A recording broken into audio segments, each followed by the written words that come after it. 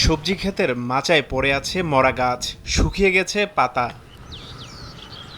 গত সপ্তাহের টানা বৃষ্টিতে মানিকগঞ্জের বিভিন্ন ফসলি জমিতে জলাবদ্ধতার সৃষ্টি হয়। এতে নষ্ট হয় বিভিন্ন সবজি ও মরিচের আবাদ। কৃষক বলছেন, ভালো ফলনের আশায় ঋণ করে চাষাবাদ করছিলেন তারা, কিন্তু ফসল ঘরে তোলার আগেই নষ্ট হয়ে গেছে। এতে আর্থিক সংকটে পড়েছেন তারা। সরকারি সহায়তা না পেলে নতুন করে আবাদ শুরু করা অনেকের পক্ষেই সম্ভব না বলে দাবি চাষিদের। 50,000 টাকা মাল বুনছিলাম, এটি শেষ।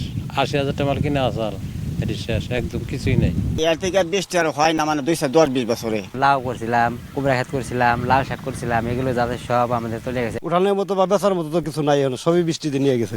ঋণ টেন করে করছি, এগুলো এখন আমার উপায় কি? সরকার কাছে যদি হাত বাড়িয়ে যদি কিছু পাই আমরা, তাহলে ফিরে আমরা পাল্টিয়ে বুনতে পারব। তবে কৃষি বিভাগ বলছে, ক্ষতিগ্রস্তদের তালিকা তৈরি করে মন্ত্রণালয়ে পাঠানো হবে। আমরা আশা করছি সদস্য সরকার এদেরকে এই ক্ষতি পুষিয়ে নেওয়ার জন্য কৃষি পুনর্বাসন আওতায় এনে এদেরকে ক্ষতি পুষিয়ে নেবে, এবং সেই জন্যই আমরা কাজ করে যাচ্ছি। কৃষি বিভাগের তথ্য মতে জেলায় 4,521 হেক্টর সবজির চাষাবাদের মধ্যে 144 হেক্টর জমির সবজি পুরোপুরি নষ্ট হয়েছে।